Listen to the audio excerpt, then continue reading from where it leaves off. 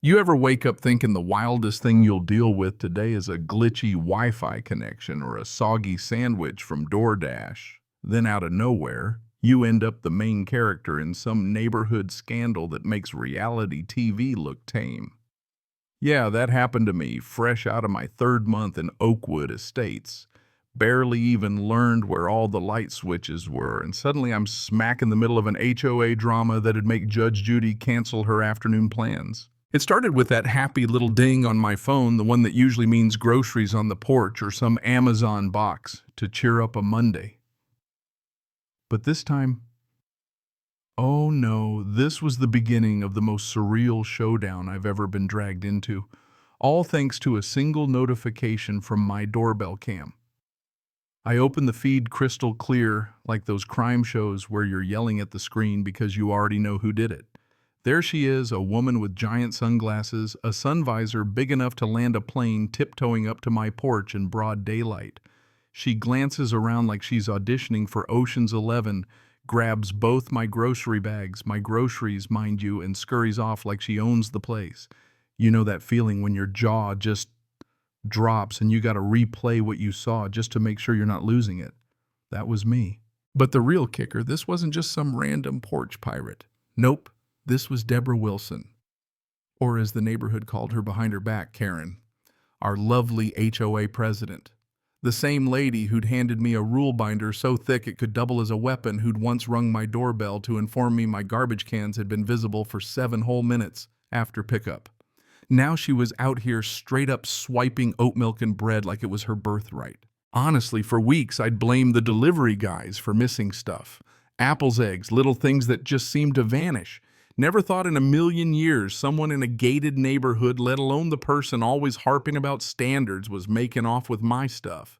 But here I was, doorbell cam footage in hand, watching the neighborhood queen bee go full klepto right in front of my eyes. See, I work from home. Software developer, endless video calls, caffeine addiction, the works. Groceries aren't a luxury for me, they're survival. When they started disappearing, it wasn't just annoying, it was messing up my whole week. That particular day, my delivery hit the porch at 2:05 p.m. I was in the middle of a meeting, couldn't step out. 10 minutes later, porch was cleaner than a hospital. No groceries, no receipt, nada. That's when I checked the camera and, well, let's just say my faith in HOA leadership took a nosedive. It wasn't just the stealing that got me, it was the audacity. Deborah, sorry, Karen had welcomed me to Oakwood Estates with a smile so tight it could crack glass and a warning to keep the neighborhood in line. She'd stopped by twice already to inform me my lawn was a 1/4 inch too high and my mailbox wasn't the right shade of Oakwood cream. But this took the cake. Part of me wanted to march right up to her house and throw down, "Hey, I'm human." But the smarter part remembered, in this neighborhood, evidence is power. So I did what any nerd with receipts would do. I emailed the video straight to the police department's non-emergency line, kept it real professional. Then I sent the same video to the HOA board with a little note about unusual activity. Didn't even have time to pour myself a stress bourbon before my phone started blowing up. Neighbors left and right texting, calling, telling me they'd lost packages too. The Johnsons lost a set of steaks. The sweet old couple on the corner. Their medication went missing.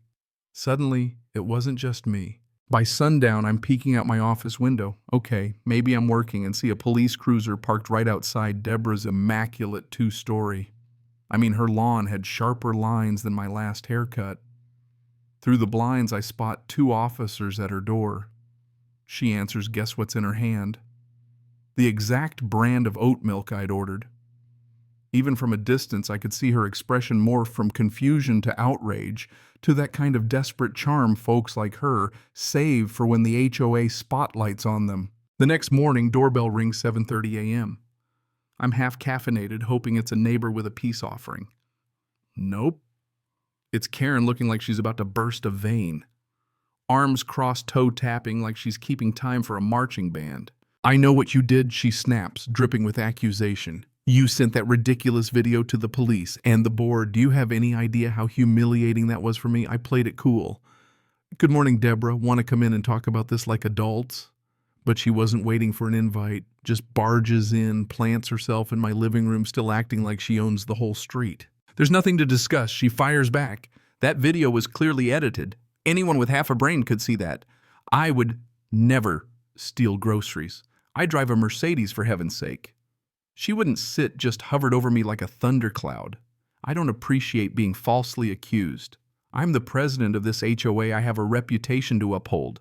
I'm considering legal action for defamation. That's when my doorbell chimed again.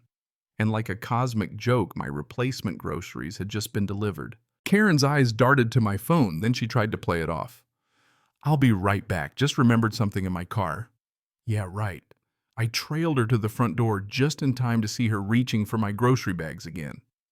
The delivery driver, poor kid, turned to see us both and looked like they wanted to vanish. Is there a problem with the delivery? The driver asks, frozen. Karen, without missing a beat, slaps on that saccharine smile. Oh, no problem. I'm just helping my neighbor. He's got a bad back, don't you, dear? I let out a dry laugh. My back's fine, Deborah.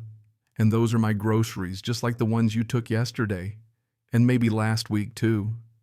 Driver's eyes go wide, then they just bail, peeling out of the neighborhood. Karen cycles through every emotion you can imagine. Fake sympathy, panic, indignation, then recovers, acting like I'm being dramatic. You're making a mountain out of a molehill, she insists. It was an honest mistake. Sometimes deliveries get mixed up. I nod. Could happen, except my name and address are on the bags. And you didn't order groceries yesterday, did you? She's turning red, mutters about having to prep for an HOA meeting, then tries to storm off just as another police cruiser rolls up. Out step the same officers from the night before. Mrs. Wilson, can we have a word? What followed was a thing of beauty. They explained they'd gotten multiple complaints plus video evidence. They politely asked if she'd let them take a look inside. She protested, then finally caved. I didn't go in, but the neighbor across the street saw everything inside. The officers found 3 different grocery deliveries stacked on her kitchen counter, bags with other people's names and addresses, including my own organic apples and, yes, that fancy coffee I'd been missing. But wait, plot twist, a neighbor came forward with their doorbell cam footage showing Karen grabbing their packages. Her story started to crack. First, denial, then confusion. Then she tried to claim she was just collecting misdelivered packages for community service. Yeah, nobody bought it. The real turn came when police brought up a missing prescription delivery controlled substance from the elderly couple on the corner.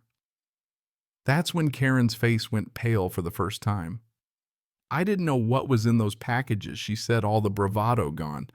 I was just trying to keep the neighborhood tidy.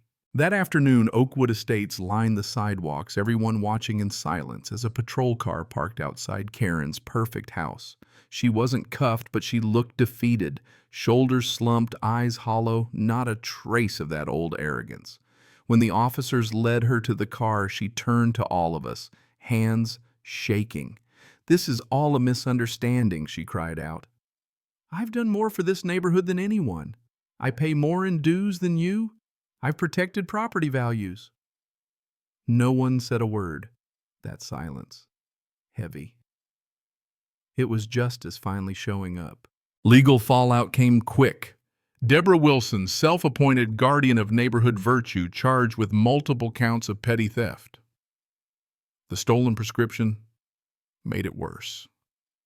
In court, she was ordered to pay back every neighbor she stole from over $2,000 in groceries and packages plus court fees. She got 6 months probation, 100 hours of real community service. HOA board called an emergency vote unanimous. She was out. The same bylaws she'd used to nitpick us, now the tool for her own undoing. I watched her in court. Perfect hair designer blouse, mascara running as she whispered, "This will ruin me. My reputation. My clients will find out." The judge just stared. "Maybe you should have thought about that before you started taking what wasn't yours, Mrs. Wilson." As she shuffled out, escorted by her attorney, she glanced my way. The woman who'd lectured me about my mailbox, my lawn, my cans, suddenly looked small, just another neighbor who got caught up in her own web. For the first time since moving in, I felt like I belonged, not because I played by all her silly rules, but because I stood up for what was right. So let me ask, what would you have done if you caught the HOA president stealing your groceries? Would you have let it slide or fought back? Drop your thoughts, your stories. Let's hear your take on justice, right and wrong, or any HOA horror show you've lived through. And if you think this is wild, hit that subscribe, because around here, neighborhood drama never really ends.